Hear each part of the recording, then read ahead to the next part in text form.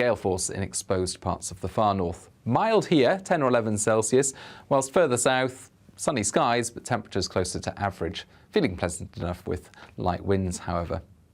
Then we do it all again on Wednesday night. Clear skies across the southern half of the UK. Temperatures fall away, frost and fog form.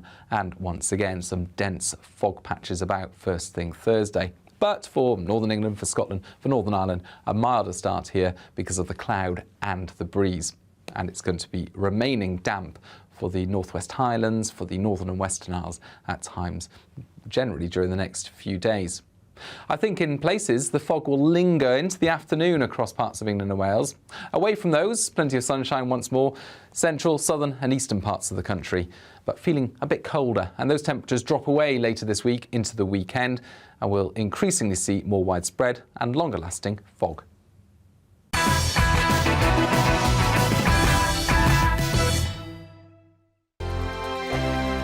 Hello there, I'm Eamon. And I'm Isabel. And you're watching the GB News digital stream across the United Kingdom. And around the world. If you're here in the UK, you can also watch us on your TV screen. GB News is Freeview channel 236. On Sky, we're channel 515. 626 on Virgin Media. Just remember, you might need to retune your TV to watch the channel. Yeah, and if you are doing that, find out more about retuning by going to gbnews.uk. Join my show Farage, 7 p.m. till 8 p.m. Monday through Thursday. And there you will get opinion, analysis, debate, and I'll cover stories that nobody else dares to touch. And then for the last 15 minutes, talking pints. We're over a drink. We have a civilized conversation with someone. We very often disagree, but we do it in a grown-up way. Come and join me on Farage.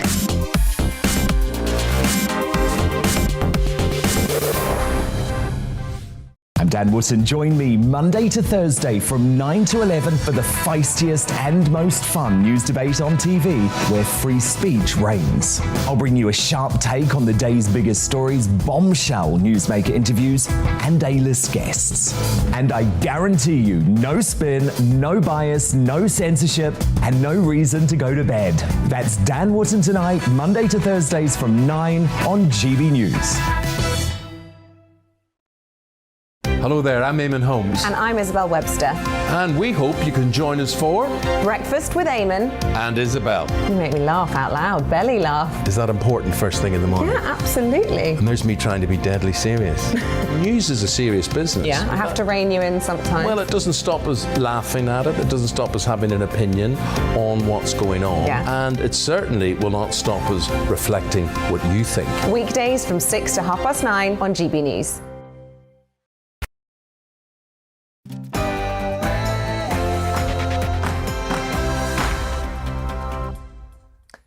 Good evening and welcome to Headliners. In just a moment, we'll be taking you through Wednesday's newspapers. But first, here is the news with Miranda Shunka.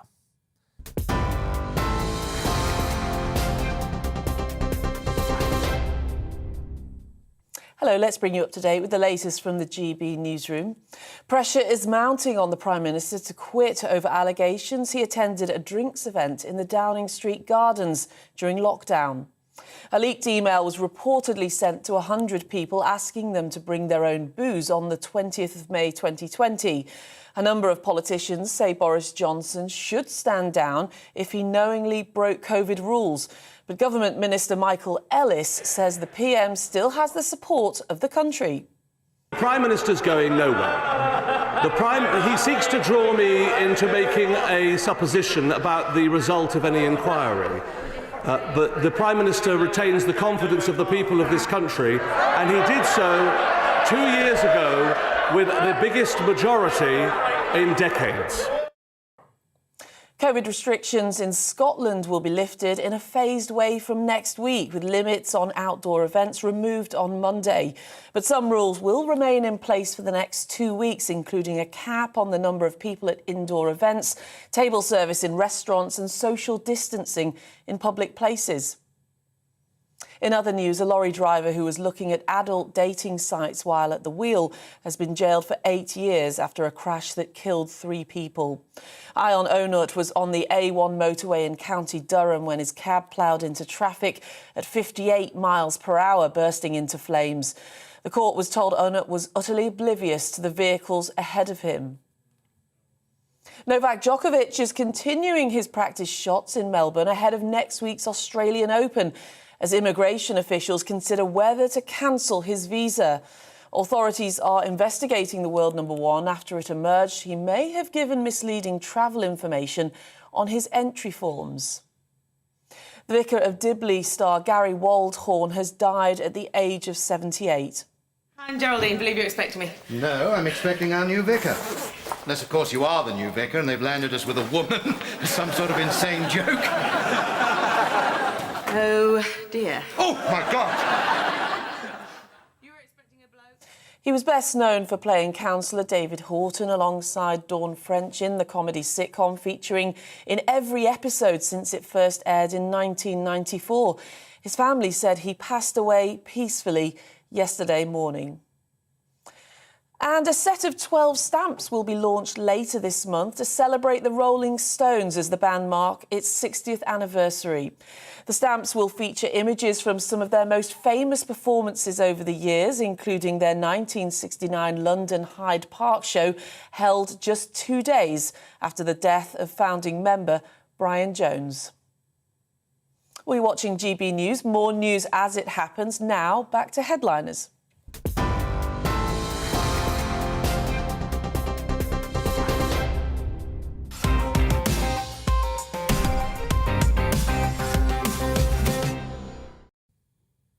Hello, welcome back. This is Headliners. I'm Simon Evans. And before we start the comedy juggernaut that is Headliners, let's go through the front pages for Wednesday.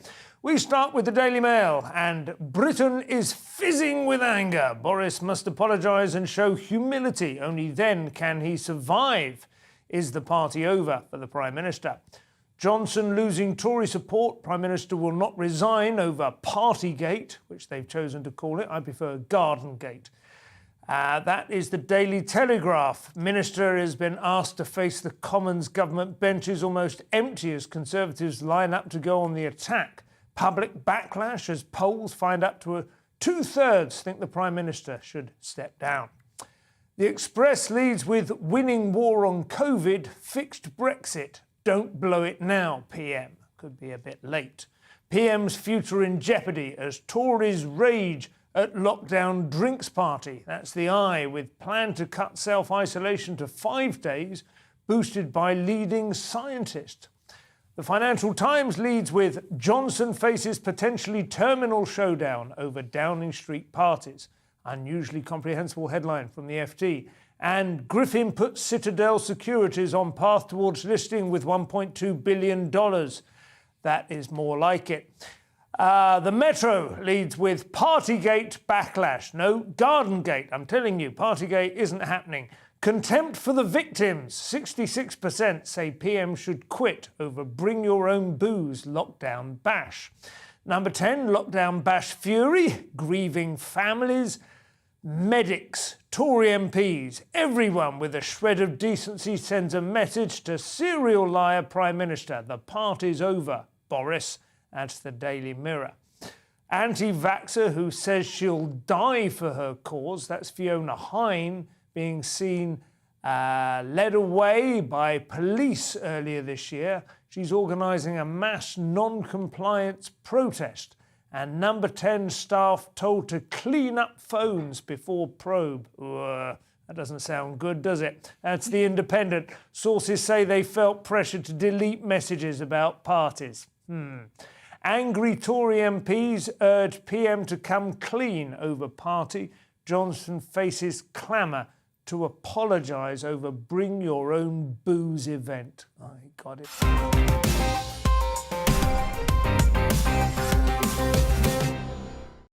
So, welcome one more time. Joining me tonight is Sajila Kershi, a woman so radiant, forces of darkness are vanquished by her light. And speaking of curses on humanity, it's Leo Curse. They can choose how to spell those words to their own amusement. It is quite odd, isn't it, though? I was saying your names are actually almost like the sort of the male and female gender version of the same species or something, isn't it? Yeah, it's like a yin and yang. It is, yeah. Kershi. I think this could be... Yeah. I think in 2022 we should eliminate the gender difference between our names. You should. In fact, over the course of the show, I would like you to try, maybe if you can take opportunity to sort of share a cardigan back and forth or whatever it could be. To be fair enough, Leo, you are quite flowery this evening. But somehow it's still not coming across as unduly feminine. So how are you? Are you both? How are you? I'm good. I'm good. Well. I'm playing obviously the alpha female today. Yeah. And we're going to go down that route. But yeah, I'm good. It's a great day to be alive. Yeah. With all the news that we've got to talk about. Even though we're living in low cloud and none of us getting the vitamin D we need, but we are getting a booster shot from the news. Because there is no question what the top story is in Wednesday's papers. It looks like Boris has just maybe finally pushed his luck off the cliff edge of Tory voter and backbench patience. His presence at this garden party, and it's got a nicely iconic date as well, May 2020. It feels like a day that can live in infamy, even with my memory. It's not proven yet whether he was actually present at the event, but his evasive, bumbling buffoonery under questioning is looking increasingly unconvincing. He reminded me of Suella Braverman. I don't know if you remember her struggling and wriggling under probing about which members of the ERG there were. Did you ever see that interview? No. It doesn't matter. There's a certain level. There's a certain level of evasion. You're just replaying favourite interviews in your head of evasive Tories. Yeah. Well, yeah. I mean, if he wasn't aware of this party and if he wasn't at it, that almost looks worse. You weren't invited to your own party. 100 people. Yeah, 100 people it's not like in your house. Had a couple of friends. Oh, hello, darling. I didn't know you were. Yeah, that'd be quite a snub. And I like how it's. I'm sort of impressed with the government's parsimony. So everybody had to bring their own booze. It's like a Scottish party. Do you think that's what they thought the rules were? You just sit with your cans between your legs in a carrier bag. Do you think that somehow they thought that would somehow cleverly kind of get around a loophole? Well, they made the rules. Yeah. They made them. That's the thing. They made the rules, and like the same day they broke the rules. That's the issue with it. I mean, like, and they, not just with this party. They drove to Durham to look at castles. They all had affairs. I don't think any of them weren't having affairs. Like Neil Ferguson was having an affair with Mrs. Stats. So is this now a swinging garden party? Did that change quickly, the mood? Well, with an actual swing? Mood. Yeah, with that. It was like one of those big swings they have in back gardens in the deep south. I was thinking how tight tulips. To bring your own bottle. Yeah. I think that's because we used to do that when we were students, and obviously when we do potluck and stuff, we're poor comedians. What did you used to take? What's his excuse? Sorry. What did you used to take? Bring in a Liebfrau milk and leave with something more expensive. Nice. And then big squick swapperoo. What about you, Leo? Yeah. You were Buckfast. Buckfast. We can't complete the famous the tonic wine. Oh, I know it. I've had a bottle of that. It's amazing stuff. Yeah. It's the caffeine content. Well, that's the thing, because you've drunk enough alcohol and sugar that you really should be falling over and sleeping, but the caffeine keeps you awake and it's getting like into trouble. built-in Jaeger bomb or whatever. I doubt very much they were. I used to be on the Thunderbird wine, which I fell in love with after an Ian Dury song about Sweet Jean Vincent. None of these things should just distract us from the main point of the story. It is disgraceful. Yeah. I was approached by police officers sitting alone on the beach at this time, just to get a bit of fresh air. Yeah. Was that in Brighton? Yeah. I walked down to my local beach half a mile away, well within the distance you were allowed to cover, with my dog, and just sat down briefly on some stony beach. Yeah. And was approached by a young female police officer in a high-vis vest and packed with all kinds of gadgets to remove me if I was to resist. There's been some ridiculous stories over the last year and a half. There's a woman who's breastfeeding her child in a park, and a police officer told her to make the child hurry up, otherwise it would count as a picnic. I'm not making this up. I'm not making this up. Pip-nip. I mean, I mean, surely only if there's cheese and crackers as well as breast milk. It's not a picnic. But do you remember the drones over the Derbyshire walkers out on the Dales, the Derbyshire Dales? The police used drones to tell people to return to their cars. Unbelievable. It's just like he was absent, or he hasn't admitted either way, and I don't know why I can't just say yes I was there, yes I was, or no I wasn't. But he was absent at Prime Minister question, and of course, today Angela Rayner really tore him a new one, and I feel a bit sorry for the other backbenchers because they're kind of picking the short straw, and like, no, you go and talk, you go and defend him, no, you go and defend him. And you can tell that they're defending the indefensible. It is indefensible. And it's also just so shabby, isn't it? I mean, do you remember when Neil Kinnock failed to bring down Thatcher over the Wessex helicopters? You probably won't remember this, but it was in about 1984, no.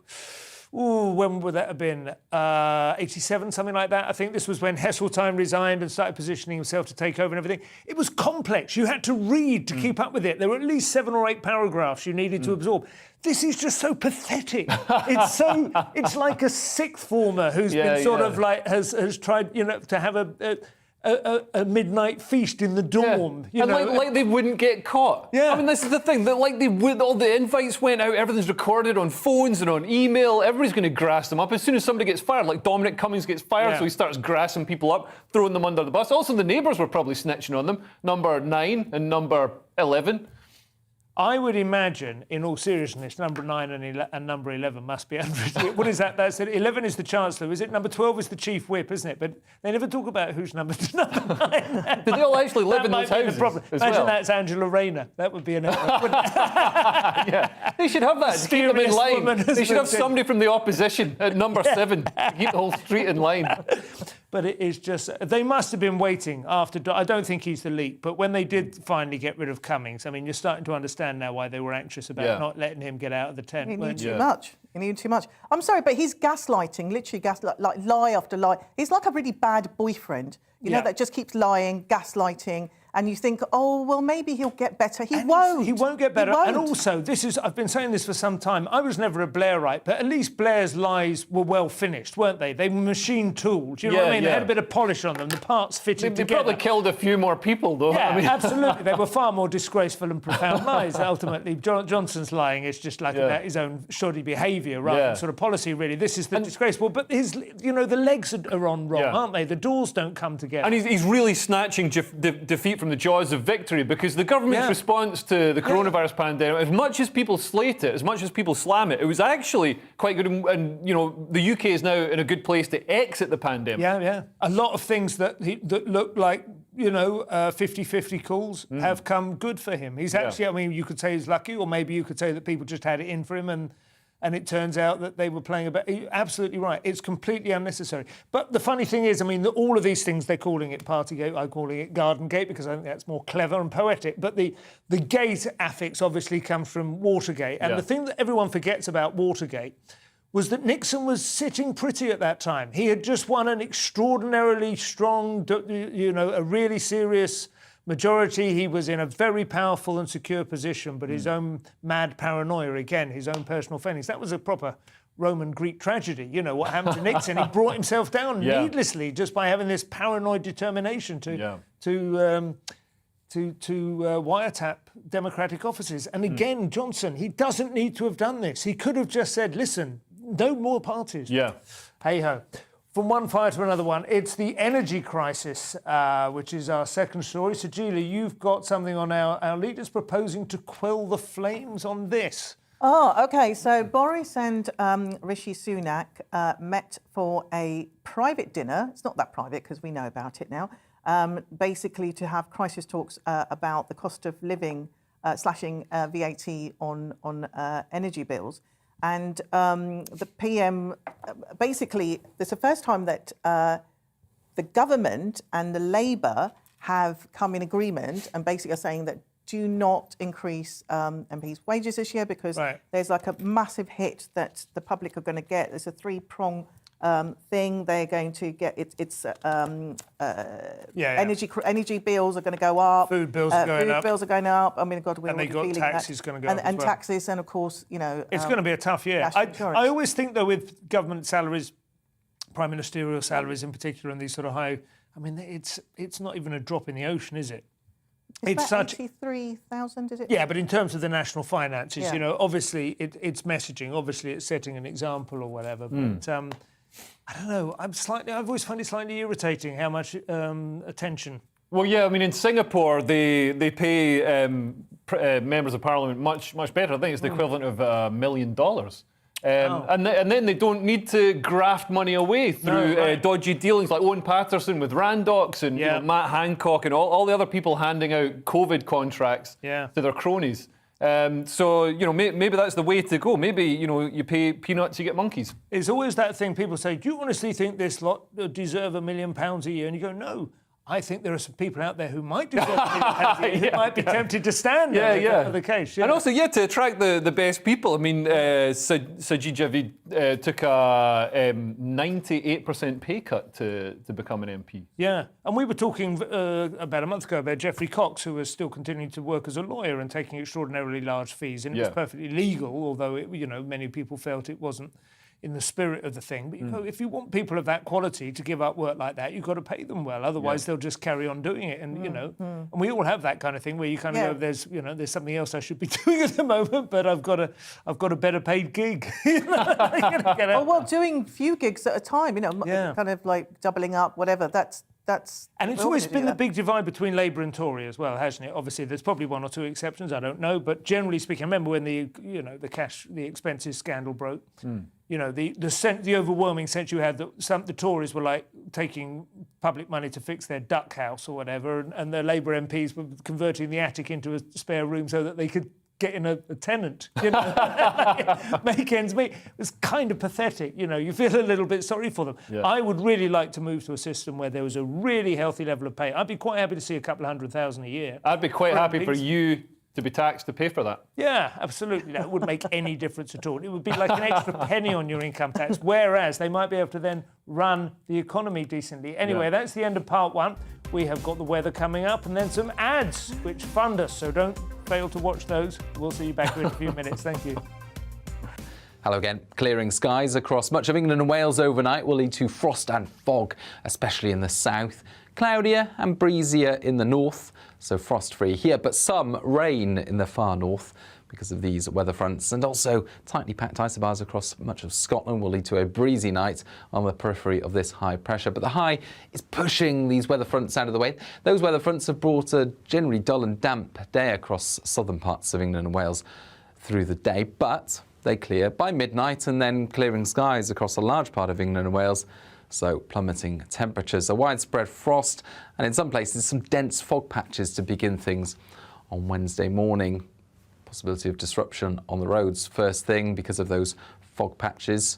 They won't affect everywhere, but they will be dense where they occur. Further north, northern England, Scotland, Northern Ireland, a bit more cloud in the sky, so frost and fog free first thing here. Thick cloud for the north and northwest of Scotland, some outbreaks of rain and a strong wind nearing gale force in exposed parts of the far north. Mild here, 10 or 11 Celsius, whilst further south, sunny skies, but temperatures closer to average. Feeling pleasant enough with light winds, however.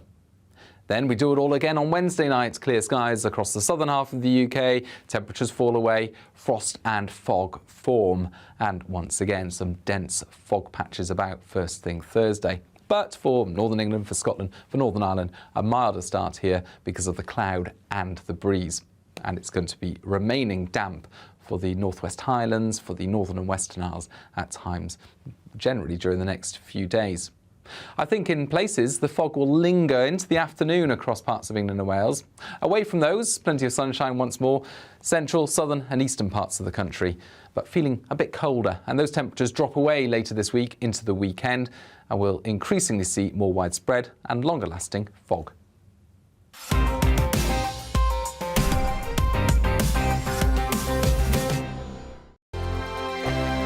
Hello there, I'm Eamon. And I'm Isabel. And you're watching the GB News digital stream across the United Kingdom. And around the world. If you're here in the UK, you can also watch us on your TV screen. GB News is Freeview channel 236. On Sky, we're channel 515. 626 on Virgin Media. Just remember, you might need to retune your TV to watch the channel. Yeah, and if you are doing that, find out more about retuning by going to gbnews.uk. Join my show Farrar, 7 p.m. till 8 p.m. Monday through Thursday, and there you will get opinion, analysis, debate, and I'll cover stories that nobody else dares to touch. And then for the last 15 minutes, talking pints. We're over a drink. We have a civilised conversation with someone. We very often disagree, but we do it in a grown-up way. Come and join me on Farage.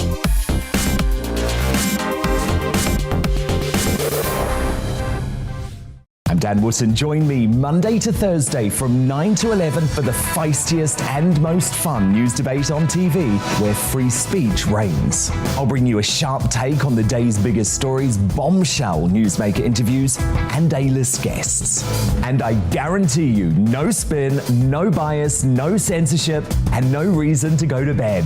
That's Dan Wootton tonight, Monday to Thursdays from 9 on GB News. Hello there, I'm Eamon Holmes. And I'm Isabel Webster. And we hope you can join us for Breakfast with Eamon. And Isabel. You make me laugh out loud, belly laugh. Is that important first thing in the morning? Yeah, absolutely. And there's me trying to be deadly serious. News is a serious business. Yeah, I have to rein you in sometimes. Well, it doesn't stop us laughing at it. It doesn't stop us having an opinion on what's going on. Yeah. And it certainly will not stop us reflecting what you think. Weekdays from 6 to 9:30 on GB News.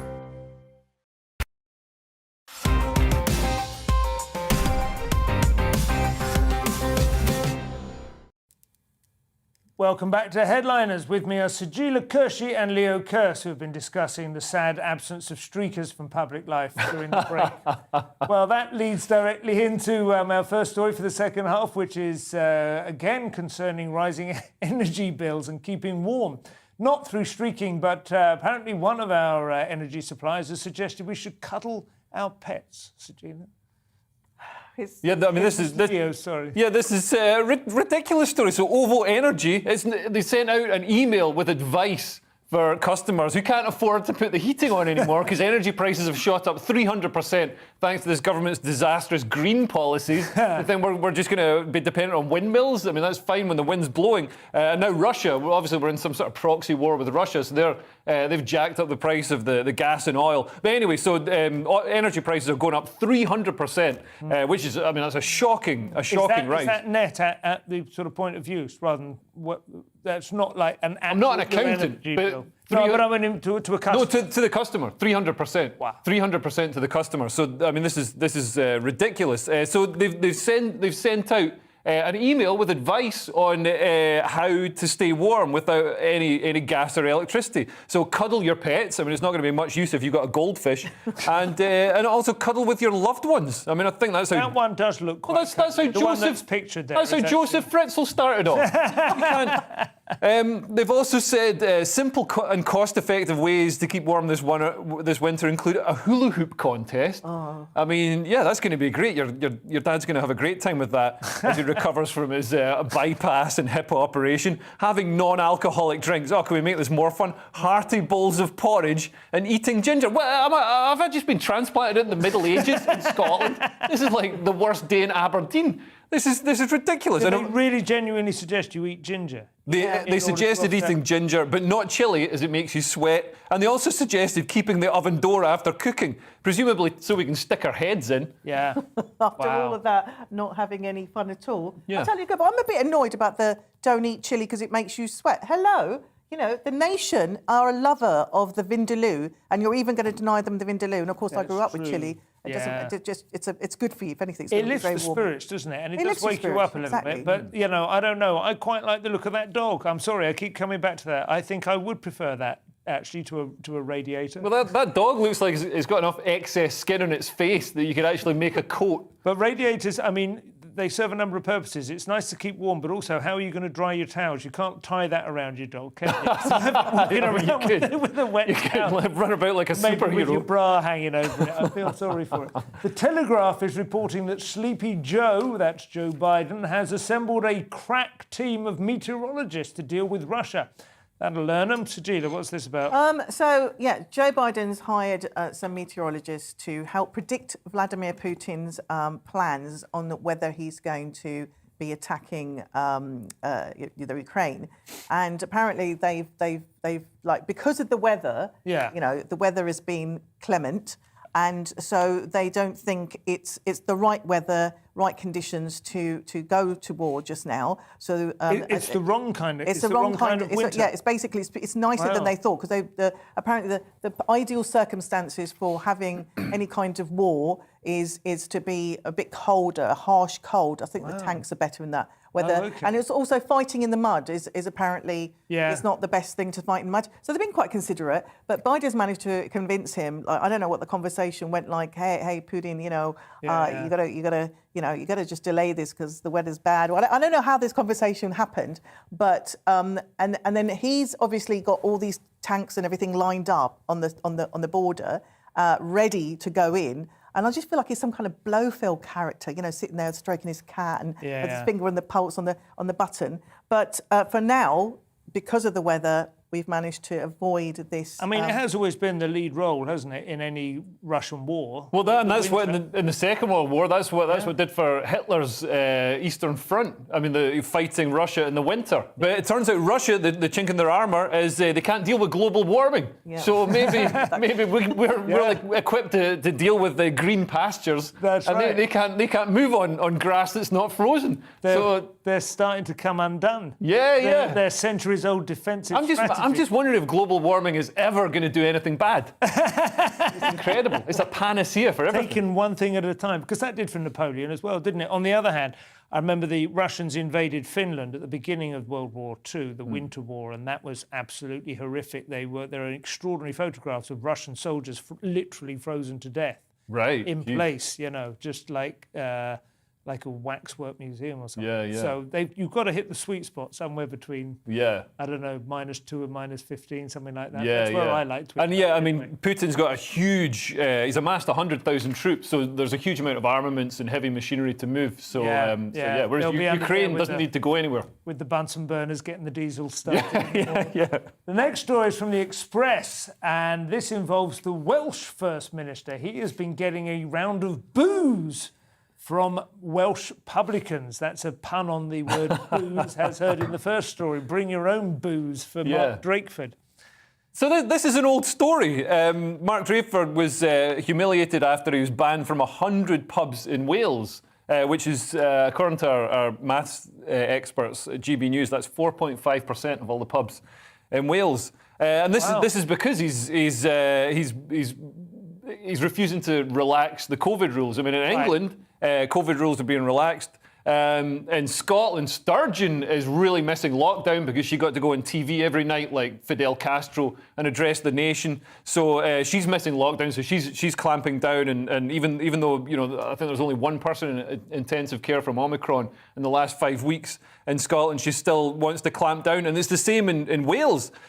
So the Welsh pub owners are looking across the border at England, where everybody's going to the pub, no problem at all, and they're quite bitter, so they've banned Mark Drakeford from the pub. Well, that should do it. What is the rule then? Not open at all yet, or still only with table service? Or there's the rule of 6, so you can't have groups bigger than 6. Right. And people have to be socially distanced, and I'm not sure if there's a time limit. And I know in Ireland there's a curfew. I think it's 8 p.m. Right. I'm not sure what the curfew is in Scotland, but they've got one there too, and I'm not sure what it is in Wales. What do you feel about this, Regina? Oh gosh, no, I'm so tired of it all. Like all the rules, regulations. I've done all of it. I've done, everything I can to protect myself and the people that I love and care for. And so I can see actually their frustration. Yeah. And well, if you're going to ban us, we're going to ban you. You've been double vaxxed. You've been boosted if you want to by now. If you want to go to the pub, just go to the pub. I haven't had any of that stuff. Well, if you don't want it, of course, that's fine. But there's nobody who's going to be exposed. You've not been vaccinated. I've not been vaccinated. You've not been vaccinated. I've had coronavirus twice. I've had coronavirus and I've had Omicron. I've got nature's vaccine. That's not a shirt, that's an X-ray. The Independent are reporting on a giant leap forward for human medical science. We're not talking about Leo. But one huge step backwards if you happen to be a pig. Sajila, tell us about this. That's right. This is great on many fronts. So the first successful transplant of a pig heart, which has been genetically modified, by the way, to go into a 57-year-old David Bennett Sr. of Maryland. Now he That's was quite a specific genetic modification, isn't it? And it was. I mean, this is a miracle. I mean, it's fantastic that we've got that technology to do that because obviously there's not enough organs to go around. Is it fantastic or is it absolutely horrific? No, well, I think if you need a heart, then you're going to think it's fantastic. It's fantastic if your life is on the line. Yes. Personally, I feel a bit icky about this because I don't really want like animal innards mixing with my innards. No. But if that was the only way that I could survive, I would go for it. What about by moving into that niche of pornography? I mean, Well, I remember in the what was known then, although there may be a new term for it now, but the Indian Mutiny in I think it was about 1858 or something like that, which spread under the Raj because it was at least rumoured that there was pig fat on the cartridges that the men were expected to sort of bite or something when they put them into their rifle. Right. That was the trigger. And now we get to the stage where you're actually going to have a pig heart placed. Yeah. I mean, that's going to have significant implications. Yes, for to Muslims and Jewish people. Of course. But I think and Hindu as well. Hindu them all to do that would be the cows. cow. But they're not forcing people. They're not grabbing people in the street and holding them down and forcing pig hearts into them. It's very much elective. It's up to the person. It's incredible technology. So they're actually editing the genes of the heart. So they edit out 3 genes in the pig's DNA that would cause the heart to be rejected, and they add in 6 human genes that cause it to be accepted. So that means they don't need to use... Not many genes at all, is it? Are we really that close to pigs? I don't know how big the genes are, to be honest, but it means that they don't need to use as many drugs, which have terrible side effects, including, you know, infections and cancers and all the rest of it. Well, I believe that pigs... I don't know, because I've never eaten pork. So, but I think it's supposed to taste the closest to human flesh. Yeah. Something is saying. You say you've never eaten pork, implying that you have eaten flesh, but you haven't had the pork there are other things I have put in my mouth before, yes. That, we don't need to know. But I don't... so what I'm saying is that if it's close to humans, then I can see why that might work, because I'm not talking about any other animal. That's what they call it, isn't it, in cannibal communities. The cannibal community. Oh, really? Is Long pig. Yeah. I think that might be in Borneo or something like that. Yeah. That'll probably be the one that gets me banned. Cancelled. Up next, if you're worried about the cost of having children, you might want to consider moving to China, Leo. Yeah. We're introducing a story. That wasn't life advice for me. No. So this is in the Times. So basically, an economist at Suzhou Securities, based in Suzhou near Shanghai, has suggested that China print money, basically does quantitative easing to encourage people to have children. So he thinks if they print more than £230 billion a year, they'll incentivise the population to have more children. So China's approach to children has really changed over the last few years. I mean, it wasn't that long ago that the one-child policy, because of fears of overpopulation. Also, when children started university, they'd massacre them in public squares. And now they've changed. Now they're running out of young people, so they've decided instead of killing them, they're going to encourage them by encouraging parents to have more children. And this is happening across the developing world. India's fertility rate has fallen below the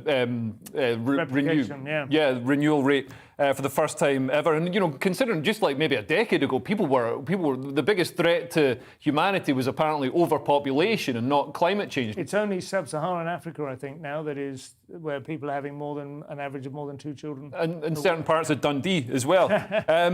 Quantitative easing, it does... I'm not in favour of governments printing money, but normally governments print money and the money just goes into fixed assets like the housing market. They push the money towards the housing market, which just makes houses more expensive. It doesn't like fix the problem. Jeremy Corbyn's this kind of does make a bit more sense than that. So the money would go and just be spent on consumable goods like nappies and teething rusks. Well, I forgot to have taken this because I just think this is basically the Chinese Handmaid's Tale. It reeks of patriarchy. Initially, they were telling women not to have children, one child. And I've got a Chinese friend who found that very very painful. And now they're saying, oh, go out, get up the duff, and we'll give you some money for it. And it's still patriarchy, but just like with crossing your hand with palms with a bit of silver. And so I don't think you should be telling they made a mistake then. And actually, in terms, you're right, it is global. This lack of population growth here in the UK as well. Young people are not having sex. So I don't know how they're going to actually have babies if they're not having sex. So this is a kind of maybe a problem that if the population in the West is it's a little bit less authoritarian than the one-child rule, which was really had some quite significant punishments were attached to your second child, weren't they? I mean, if young people aren't having sex, maybe Prince Andrew can come back and save humanity. Easier. But this is more like trying to tweak things economically to encourage people to settle down, have children. I mean, a lot of people say that the problem is you can't afford to get a house. You can't afford to find the space, you know, a nice little back garden or something. But they're used to that one-child policy now, so it's also it's grained into the culture, and that you can't afford more than one child. Maybe they need a cultural revolution. Worth a thought, China. We're going to have another ad break now. We'll see you in a couple of minutes if we're still on air.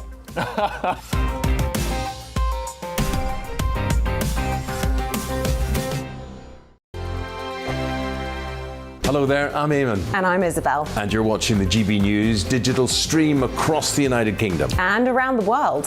If you're here in the UK, you can also watch us on your TV screen. GB News is Freeview channel 236. On Sky, we're channel 515. 626 on Virgin Media. Just remember, you might need to retune your TV to watch the channel. Yeah, and if you are doing that, find out more about retuning by going to gbnews.uk.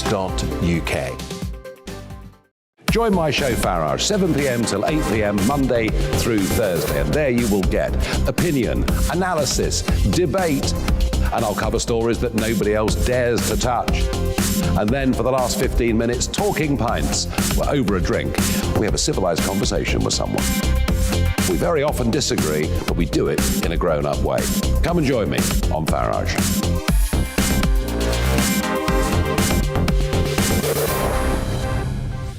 I'm Dan Wootton. Join me Monday to Thursday from 9 to 11 for the feistiest and most fun news debate on TV, where free speech reigns. I'll bring you a sharp take on the day's biggest stories, bombshell newsmaker interviews, and A-list guests.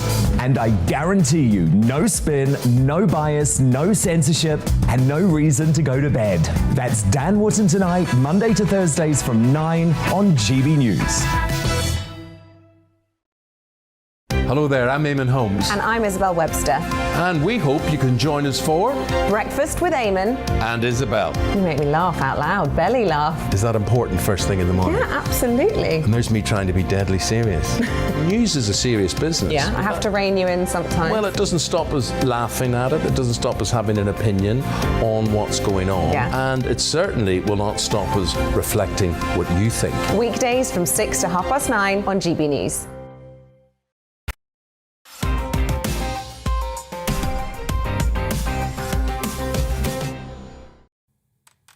Welcome back to Headliners. With me are Sajila Kershi and Leo Kirst. Tomorrow's Guardian have a story on the late poet and author Maya Angelou. Sajila, what is this all about? Oh, so the great Maya Angelou, author of I Know Why the Caged Birds Sing, which she wrote about the racial discrimination growing up. She's been they've honoured her by putting her on the back of a quarter. So a quarter... Not a quarterback. Not quarter. 25 cents is, I believe it is, and you know they've said that she's the first black woman who's ever been on this quarter, featuring the late poet, and on the back side of it there is who is it on the back side? Maya Angelou and oh gosh, I've forgotten who was on. They've got some other George Washington's on the other side, right? Okay. So I thought that's okay. That's the first woman that they celebrated and put it on the quarter. But why in a quarter? That's 25 cents. That still means that she's 25% less than someone else. Why not on a dollar? Why not $100? That would have made more of a statement. So that was my take on it. The dollars have always had exactly the same president on them since the But Federal that would Reserve have made a statement. Have a person of colour, or maybe I don't know. What if they have a special? What if they have a special $5 million bill? Well, that'll do me nicely if you're going to give it to me. But you could have like a $3 bill, I suppose, couldn't you? Yeah. Well, actually, you'll probably need a $5 million. You'll need a $5 million. That made a statement. You'll need a $5 million bill soon with Joe Biden's quantitative easing, just inflating the value of money out of all recognition. I like how there was one of the. So they're going to have a series of women on the quarters, and one of them is the first female astronaut called Wilma Mankiller. So was she really? Because Wilma Mankiller. And names. Names come from like what your great granddad did or whatever. So Thatcher, was a guy who fixed roofs. Plumber, Fisher, whatever. So I wonder what her ancestor did to be called Mankiller.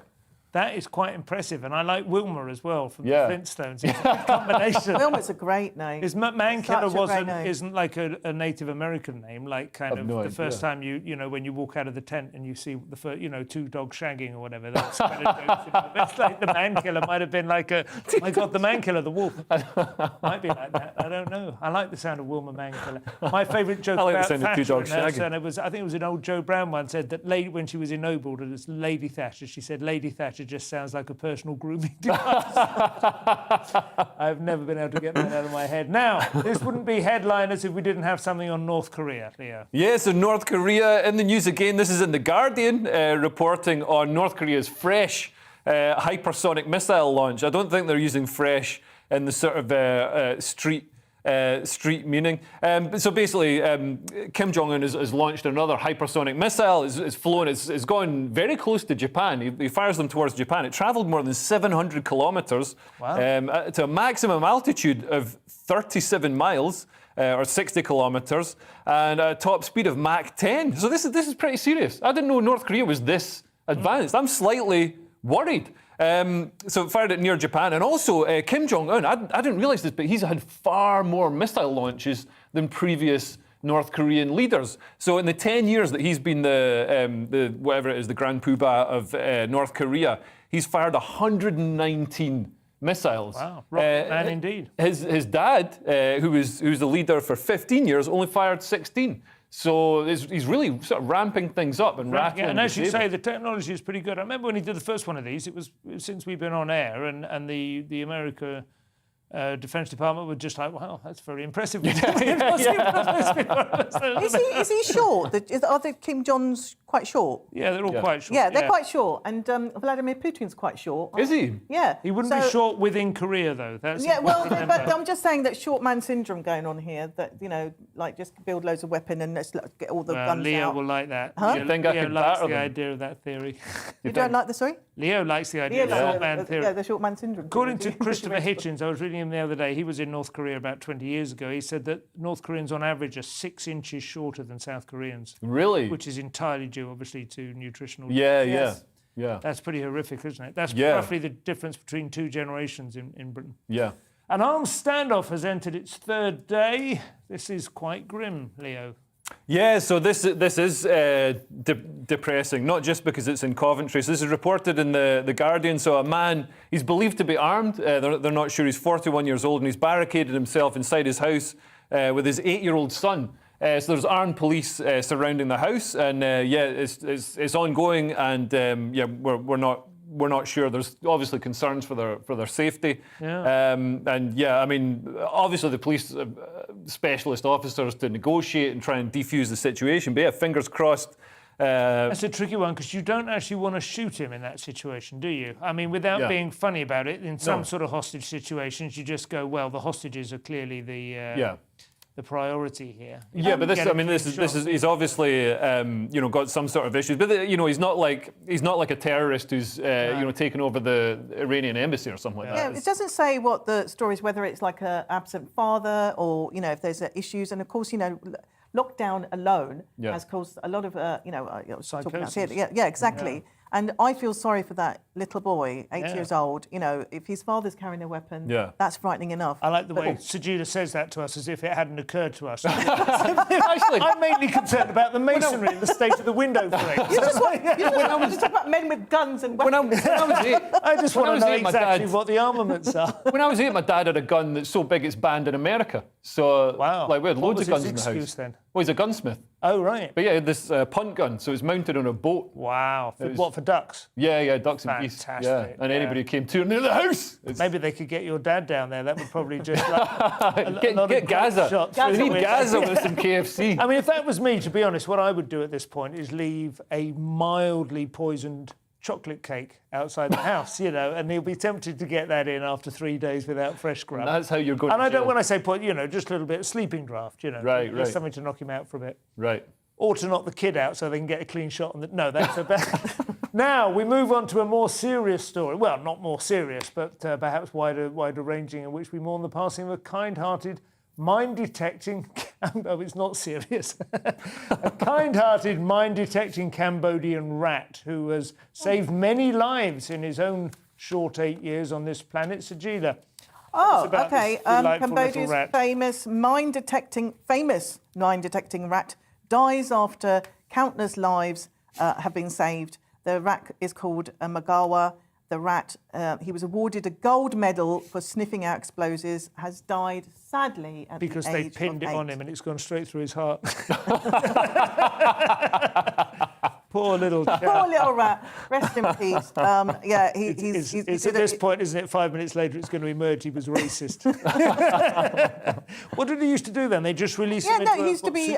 He used to sniff out like mine, like any explosives, in the killing landmines, explosives, and he has literally saved loads of lives. When what a clever little rat they are. Yeah. I just wonder what sort of scenarios though. What like fields which were mined by during wars? Yeah. So Magawa was who located the explosives by sniffing out chemical compounds in the mines, and he cleared basically more than 140,000 square bits of land in total. Wow. They must have marked him with something, because I was thinking, how would they know that's Probably their rat? fenced it off. Yeah. I don't know. Or maybe they made him glow green. They can do that, can't they? Tied a bit of string to him. Yeah, clever. I mean, he won a gold medal. That's more than what we've done, guys. In what? Our careers are in not what very Olympic well. sport? Like, discus? But you know, the Israeli military used gerbils to detect terrorists because gerbils can smell adrenaline. Wow. So they'd have a fan. Yeah. So they'd have a fan blowing air from people boarding planes onto these gerbils. When the gerbils got excited, they knew they had a terrorist, but they just caught nervous flyers. Do you think animals can Guantanamo just Bay smell has gerbils? extraordinary amounts of things, can't they? And you know about dogs and cancer, of course, which is a terrifying one. Oh, yeah. Because more than one stand-up has pointed out, because you know where dogs immediately plunge their noses when you first meet them, and you're like, have you smelled some cancer? He's just being friendly, you know. It's quite unnerving. You know about that, Yes, right? I do, yes. And they can sort of tell when you're ill. I mean, they really can, dogs. It's not like ESP. They can smell it on you, I think. Yeah. They smell something in your sweat or whatever. And dolphins as well. They, what do? They chase torpedoes or something, don't they? Right, yeah. They used to plant mines them. They trained them to plant mines on the sides of ships or something. And they had pigeon-guided bombs. Yeah. In the Second World War. There's got to be a movie in this. Well, R.I.P. that delightful rat. You might remember the president of Haiti was assassinated back in the summer. That was before we were on air, but the story isn't over yet. Leo, have you got an update on the president of Haiti? Yeah, so this is really interesting. So the president of Haiti, Jovenel Moïse, I don't know if I'm pronouncing that right. So he was assassinated, last year, and the main suspect in the assassination is alleged to have spoken to the Prime Minister of Haiti, Ariel Henry or Henry. They've got the New York Times has got phone records as well as interviews with Haitian officials which reveal potentially incriminating details, the contacts between the Prime Minister and the assassin, and also the assassin turned up to the residence of the president. So he was in his official residence, which you think would be guarded with lots of security. Didn't shoot any security, didn't have any trouble getting in. So it sounds like it was a set-up job. Yeah. It's pointing at the Prime Minister. So. And this is all being investigated by Haiti's own internal police force, or this stuff's been revealed by the New York Times. Right. So I'm not sure if it's been investigated, appropriately by the police forces, which I should imagine come under the control of the Prime Minister, of the current, who's the main suspect. Wow. But Henry himself was the target of an assassination attempt while near a church last week. So, yeah. God, it's a poison chalice at the best, isn't it? Yeah, I think I'd rather be Prime Minister in the UK. Well, I remember reading, I can't remember what century it was, I think about the 12th or 13th century, it was in my son's history lessons, they said being king was literally the lowest life expectancy of any job you could have in the... You would think of being king as being wealth and privilege, but it came at an extraordinary cost. Yeah. It was the shortest job, although there were particular branches of the special services in the Second World War.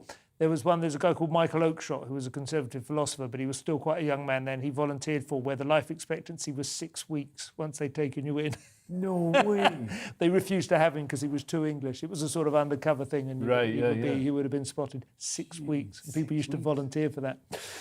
Well, anyway, I can handle tax increases, hyperinflation, and even the global pandemic. But one thing I can't stand is the banning of condiments. It has gone too far. Madness.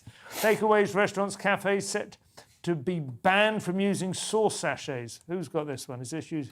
This is you again. I've got this one as well. So yeah, this is in the Daily Mail. So takeaways, restaurants and cafes are going to be banned from single-use plastic. So we've already seen this come in for straws. Now it's going to be extended to plastic sachets, the tomato ketchup things, milk cartons, which are rubbish. It takes all day to fill. I hate those. It takes all day to fill. Tiny little bucket-shaped ones. Yeah, it takes all day to fill a bowl of cornflakes. It's ridiculous. But and single-use cutlery as well. The Environment Secretary George Euston is, this is the thing with green policy. It all comes down to micromanagement and pernickety little fiddling and all these taxes that are just going to push up. This is going to push up the price of a greasy spoon breakfast for just hard-working Britons. I don't know. What do you think, Sajila? I prefer the old school ones anyway. The big squeezy tomato. Yeah, the tomato. And I like. Oh, you mean the big tomato shape? Yeah, I remember those and the mustard ones. Yeah. But I'm just thinking, what about those poor students, right? As students, we relied on stock like this to kind of keep our cupboards full. So I say up with the students and just leave our sachets alone. Leave those students out because they need them. Here was a thing I learned today in the aftermath of the Coulston statue debate with that case and the four defendants being led off.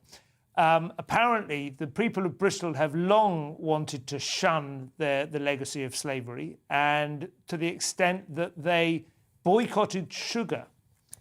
Like decades ago, like maybe I think in the 19th century even, to the extent that to this day the Bristolian consumption of sugar per capita is much lower than the rest of the country because they've just got used to it. They've internalised it without realising why. Oh, really? They don't use much sugar.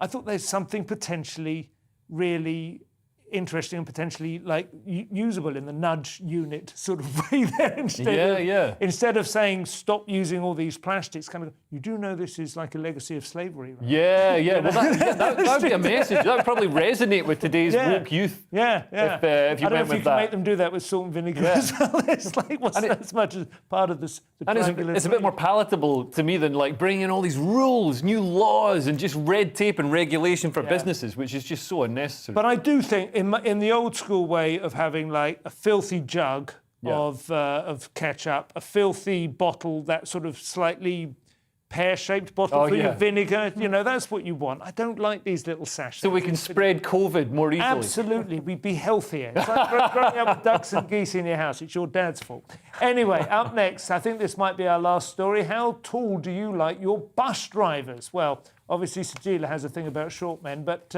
Leo here is 6'6", probably a bit big if you ask me for a bus driver. I don't know. Would you be cramped? Well, I'm quite happy this has happened because look at us. Look at us right now, and I'll be waiting for the story to come up. I'm not this short, by the way. It's good. My stall is lower. They've made me look like low status on here. It says they demand a 5-foot bus driver.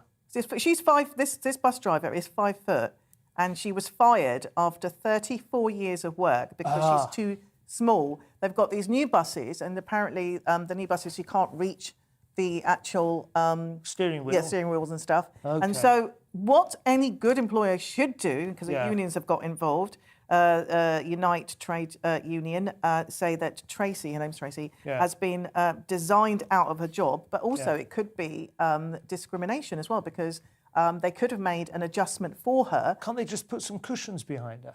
Yeah, I saw this film where they had like blocks tied to the pedals. Can't she do that? Platform heel boots, a couple of cushions tied around her.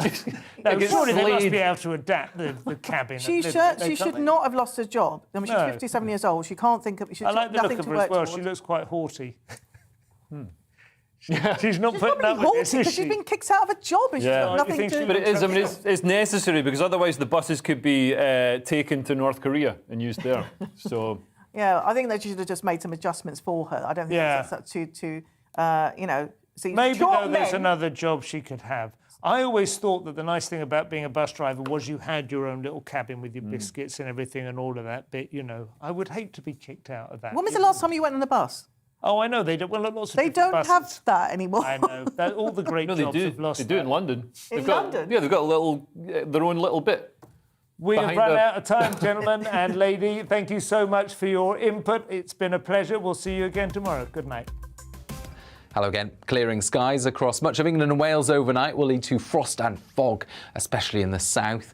Cloudier and breezier in the north, so frost-free here, but some rain in the far north because of these weather fronts, and also tightly packed isobars across much of Scotland will lead to a breezy night on the periphery of this high pressure. But the high is pushing these weather fronts out of the way. Those weather fronts have brought a generally dull and damp day across southern parts of England and Wales through the day, but they clear by midnight, and then clearing skies across a large part of England and Wales. So plummeting temperatures, a widespread frost, and in some places some dense fog patches to begin things on Wednesday morning. Possibility of disruption on the roads first thing because of those fog patches. They won't affect everywhere, but they will be dense where they occur. Further north, northern England, Scotland, Northern Ireland, a bit more cloud in the sky, so frost and fog free first thing here. Thick cloud for the north and northwest of Scotland, some outbreaks of rain and a strong wind nearing gale force in exposed parts of the far north. Mild here, 10 or 11 Celsius, whilst further south, sunny skies, but temperatures closer to average. Feeling pleasant enough with light winds, however. Then we do it all again on Wednesday night.